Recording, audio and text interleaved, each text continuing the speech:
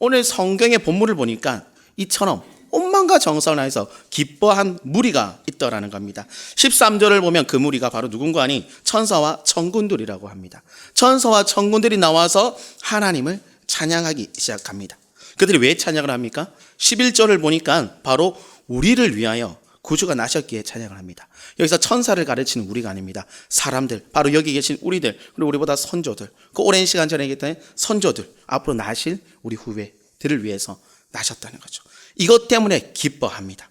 은혜 받을 대상이 바로 우리들인데 천사와 천군들은 함께 기뻐한다는 거죠. 왜인고 하니 아버지가 기뻐하기 때문에 천군 천사들도 함께 기뻐한다는 겁니다. 우리가 그리스도의 은혜를 받을 수 있다는 사실로 인해서 찬양, 끝없는 찬양, 기쁜 찬양을 한다는 것이죠. 이것이 바로 하나님의 그 큰 기쁨이라는 겁니다.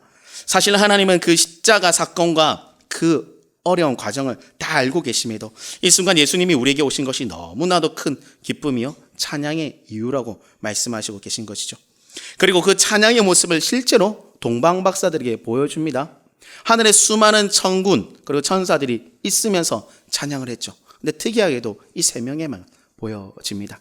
다른 이들이 봤다면 온 나라가 난리가 났겠죠. 하늘에서 그 놀라운 일이 일어났는데 하늘을 가득 메운 천사와 천군들의 모습을 우리는 상상할 수가 있습니다. 죄송합니다. 그리고 하늘에서 울려 퍼지는 그 엄청난 소리를 동방박사들은 온 몸과 마음으로 그것을 들었죠. 심령이 흔들렸다는 거죠. 몸에 전율이 일어났다는 겁니다. 이 찬양의 소리를 들은 동방박사들의 반응이 대단합니다. 16절을 통해서 먼저 알 수 있는 것은 빨리 가자라고 합니다. 다 들었네? 우리 할 일 빨리 하자가 아니죠. 그 앞에 이야기를 들었으니 그 기쁜 소식과 그들이 가져야 될 사명, 오늘 말씀처럼 그들이 사명을 가지고 빨리 가야 됨을 더욱더 독려받고 흥이 났다는 겁니다. 찬양의 결과가 이러하다는 겁니다. 여기서 우리는 찬양하는 자와 찬양을 듣는 자의 모습을 통해서 알 수 있는 것이 있습니다.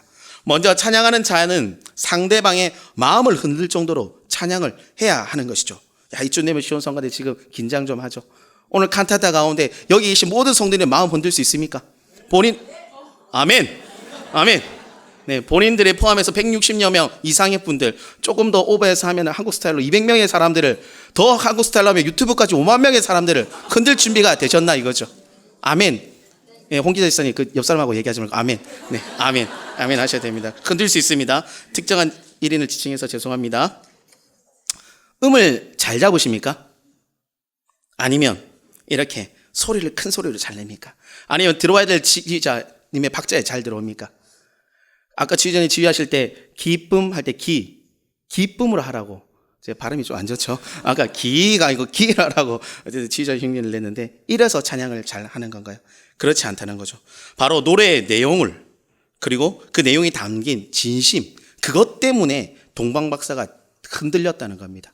여기서 시온성가대가 칸타타를 할 때 그 진심된 내용과 그 마음을 담아서 찬양하게 될 때 우리는 때로는 그 가사가 뭔고 내 귀가 잘 안 들리게 할지라도 우리 마음과 우리 몸이 흔들리게 된다는 거죠. 이것이 바로 찬양하는 자의 모습이라는 겁니다. 그리고 우리가 보통 일반적으로 떠올릴 때 애잔한 발라드 가수, 여자 발라드 가수 하면 누구를 떠올리십니까? 각자 취향이 다 다르죠. 저는 박씨라서 백지영 씨를 떠올립니다. 네, 백지영 씨. 비슷하잖아요. 그냥 그렇다라고 넘기시면 됩니다. 저 백재민이 아니라 박재민인데, 네, 그렇다는 겁니다. 그 노래 중에 이런 게 있습니다. 다 실 건데, 제가 노래 잘 몰라서 아시나요? 아시죠? 총 맞은 것처럼. 총 맞았대요. 놀라운 일 아닙니까? 그 노래를 듣고 있으면 어떻습니까? 진짜 총 맞은 것 같아요. 총 맞은 것처럼 진짜 탕탕한 것 같아요. 그렇지 않습니까? 슬픔이 마구마구 올라옵니다. 백지영이라는 사람의 스킬일까요? 단순한 스킬? 아니죠. 그 사랑을 경험하였기 때문에, 총 맞은 것과 같은 사랑을 경험하였기 때문에 우리가 그걸 들으면 와, 나도 맞았네, 이런 게 된다는 거죠.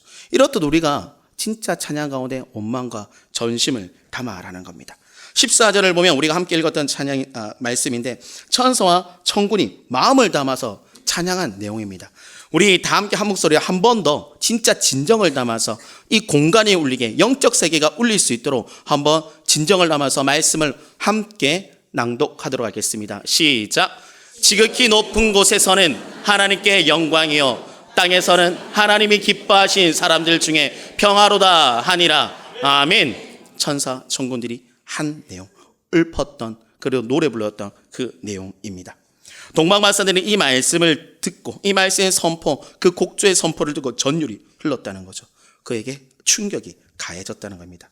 찬양하는 모든 이들의 입술의 고백이 마음에서부터 울려 나와야 하는 것이고, 그리고 그 나오는 찬양의 소리의 내용을 내가 진정으로 마음속에 새겨서 울림에 얹어야 하는 것입니다. 다음으로 찬양을 듣는 자의 태도입니다.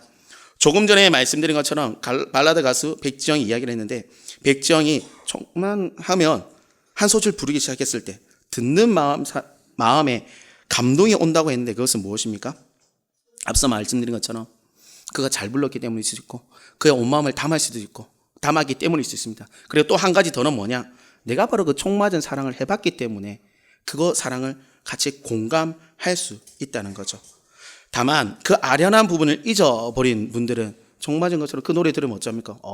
노래 잘 부르네, 좀 부르네, 괜찮네 라고 하고 끝이 나게 됩니다. 우리는 찬양을 들을 때 이와 같아야 한다는 거죠. 찬양대가 찬양하는 소리를 듣고 나의 점수는요? 아니면 뭐 파트별로는요? 이렇게 하면 그 마음에 감동이 없다는 거죠. 동감이 없다는 겁니다. 우리가 오늘 찬양대의 찬양의 소리를 들을 때 함께 기뻐하고 함께 즐거워해야 합니다. 내 안에 그 기쁨을 같이 담아서 해야 한다는 거죠. 소극적으로 앉아있고 허리 아프네, 기네, 이것이 아니라는 거죠. 내 마음에 기쁨의 고백을 같이 담아야 한다는 것입니다. 또한 감동받은 자가 해야 될 것이 있습니다. 바로 16절입니다. 첫째로 무엇인가 하니 빨리 그 소식을 들어야 할 사람에게 전해야 한다는 거죠. 동방박사는 전해야 하는 자, 그리고 마리아, 요셉은 들어야 하는 자. 그런데 그냥 흘러간 것이 아니라 빨리 가야 하는 것입니다.